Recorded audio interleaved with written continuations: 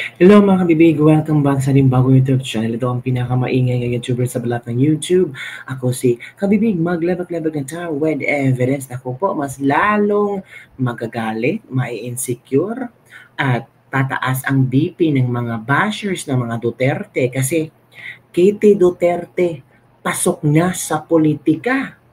Hahalili di umano kay Rigo Duterte bilang konsihal ng Davao City. Naku po, palakpakan natin to. Kaya pala si Kitty Duterte ay parang nag-iba ang aura. Parang nag-iba ng imahe kasi posible siya ang hahalili kay Rigo Duterte. Bakit?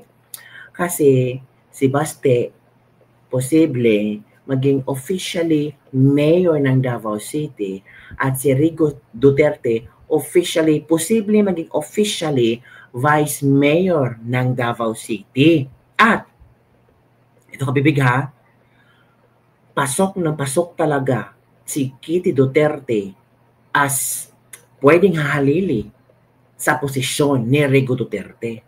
Ito ngayon ang usap-usapan. Ako po, hindi nyo talaga magagalaw ang Davao City. Ito kabibig Ito basahin nyo. Kitty Duterte, lumalabas na posibleng humalili sa kanyang pamangking si Rigo Duterte bilang konsihal ng Davao City. Nako! Paano naman yan? Anong magagawa? Kung magagawa, ito basahin natin kabibig ha, ito. Lumabas na maaaring humalili bilang konsihal ng Davao City ang bunsong anak ni dating Pangulong Rodrigo Duterte na si Veronica Kitty Duterte. Ito ay dahil nakatakdang manumpa ang pamangkin ni Kitty na si Rigo Duterte bilang vice-alkalde ng lungsod bago matapos ang taong 2025. Diba si Rigo Duterte ang first councilor ng Davao City. So kung si Baste ang hahalili or magiging mayor, of course the first councilor will be the vice mayor, tapos kulang na ang mga konsihales, diba? Nauna nang pinalutang ng mga taga-suporta ng pamilya Duterte ang pangalan na nakababatang Duterte na papalit sa mabakanting posisyon ng kanyang pamangkin. Ayon kay Acting Vice Mayor Rigo Duterte, opisyal siyang manunumpa kasama ang kanyang tiyuhin na Acting Mayor Sebastian Duterte sa katapusan ng Nobyembre o sa unang bahagi ng Disyembre 2025. Kaya naging palaisipan kung sino ang hahalili sa mabakante niyang posisyon. Si Rigo Duterte ay anak ni Davao City 1st District Paulo Duterte na panganay na anak ni dating Pangulong Duterte. Ipinaliwanag naman ni Davao City Councilor Danilo Dayanghirang na kwalipikado si Veronica Duterte na humalili bilang konsihal sakaling in-nominate siya ng hukbong sa Taog Panglungsod political party na pinanmumunuan ng Duterte. Nako, qualified pala si Kitty, o diba? Base sa probisyon ng batas, hinggil sa succession sa pamamagitan ng political nomination, nakasaad na ang itatalaga sa bakanting posisyon ay dapat na magmula sa parehong political party ng konsihal na babakante sa naturang pwesto. Subalit, kailangan niya na ang kanyang nominasyon ay pagpapasasyahan at i-endorso ng leader ng partido. Uy, naku kabibig. Masasyak na lang tayo one day uupo na si Kitty bilang konsihal sa Davao City. Naku, the konsihal in Davao City, Kitty Duterte, stepping stone. After maging vice mayor, naku, tatakbong kongresista, tapos senador, tapos vice-presidente, tapos presidente Kitty Duterte. We don't know. Hindi natin hawak ang future ni Kitty. Hindi mo dikta? Dikta lang yan ng ating Panginoon. Di ba? Kung posibleng humalili si Kitty Duterte sa kanyang pamangkin si Duterte at i-appoint ito ng political party na tawag doon, hukpong sa tawag pang lungsod political party, ay posibleng mangyayari yun kasi kwalipikado si Veronica Duterte. Ay, nako, tumaas na naman ang mga, tumaas na naman ang mga kilay na mga chismosong palaka dyan, di ba? Ano, kaya nyo pa ba mga pasabog ng mga Duterte? Kung akala nyo mawawala ang pangalan Duterte sa Davao City, excuse me, hindi yan mawawala. At palagi niyang maging multo sa mga bashers, multo sa mga galit sa mga Duterte. Sila ang buhay na multo na palaging nakasunod sa mga bashers. Diba? O eto na. Ito yun ho. Another story kabibig. Nako, supalpal na naman. Grabe itong si Senator Marcoleta, no? Pinuna ni Senador Rodante Marcoleta ang pag-appoint kay Marcos Lacalinaw bilang bagong chairman ng Transportation Office LTO dahil sa kanyang pagsama sa dating Pangulong Duterte sa The Hague, Netherlands, kung saan nakadetine ang dating Pangulo sa International Penal Court sa umano'y crimes against humanity dahil sa kanyang war on drugs. Sinabi ni Lacalinaw na itinalaga lamang siya upang samahan ang dating Pangulo sa proseso ng kontrobersyal na pag-aresto nito. Sabi ni Marcoleta, baka iyan ang prize mo? Hala. O eto kabibig ha, kung paano namutla si Lacalinaw. Ayan, ito na. Manood tayo. Ito na. Ako naniniwala talaga ako na yung meritocracy, yung merit po talaga, importante rin yun. Halimbawa po ako, na-appoint ako na secretary ng DOH. Hindi ko po tatanggapin dahil hindi naman ako doktor Tama, kung magicero diba? po siguro, tatanggapin ko. Magic lang naman yun Tama. Ang ibig ko po sabihin, Mr. President, nang dahil ba kayo po ay halimbawa po ako, na-appoint ako na secretary ng DOH. Hindi ko po tatanggapin dahil hindi naman ako doktor Secretary talaga, importante rin yun. Halimbawa po yung merit po talaga, importante talaga ako na yung meritocracy. Ako naniniwala talaga ako na yung meritocracy, yung merit po talaga, importante rin yun. Halimbawa po ako, na-appoint ako na secretary ng DOH. Hindi ko po tatanggapin dahil hindi naman ako doktor Kung magicero po siguro, tatanggapin ko. Magic lang naman yun Ang ibig ko po sabihin, Mr. President, nang dahil ba kayo po ay inihatid nyo ang Pangulong Duterte sa The Hague? Ito po bang kabayaran, Mr. President? Ito po ba'y premyo? Kasi kailangan nating ma-disabuse po ang pagdududa ng mga kababayan natin. Hindi naman po kayo ang dapat na maghatid sa kanya ron Tama. Tama po, Mr. President.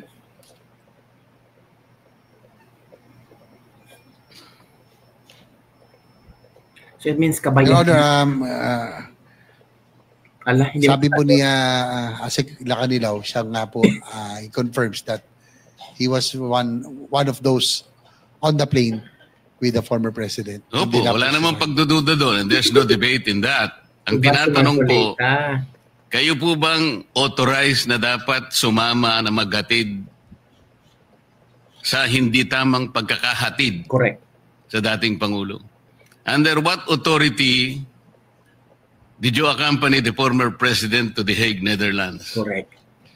According to Asik kanina lang, being with the OSCE, they are on top of the Interpol po. Kaya po sila po kasama. Kaya what po do you mean kasama. they are on top of the Interpol, Agoy. Mr. President?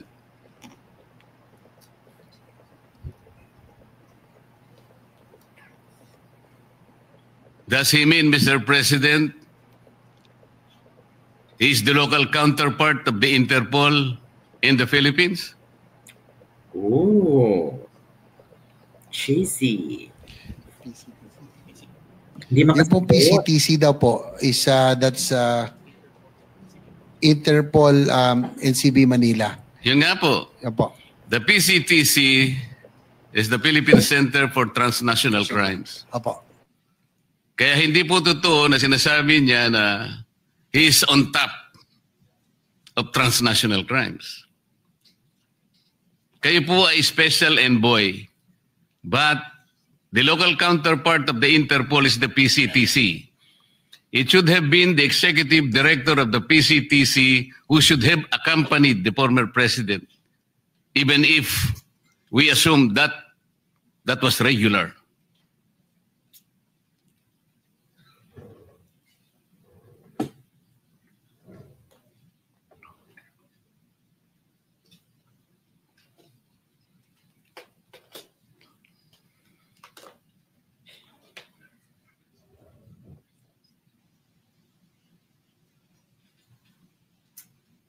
According to Asik Lacanilaw, that meron po daw siyang dokumento that he was well documented for him to be able to accompany the former president to The Hague, being the head of OSCE.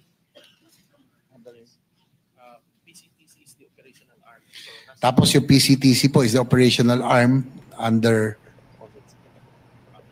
OSCE, Your Honor, Mr. President. So yun po yung kanyang personality or credentials for being the former president. Can you give us a copy of that document, Mr. President? Agoy. Yan na. Yan na.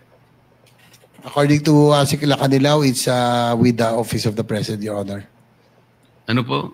Nasa OP daw, sa Office of the President. Lucky. Or the Office of the Executive Secretary. He will try to request for a copy, Your Honor. Ako naniniwala talaga ako na yung meritocracy. Nako, lakalinaw. Sobrang lucky linaw. O, diba? Sabi ni Marcoleta, ito ba ay yung prize?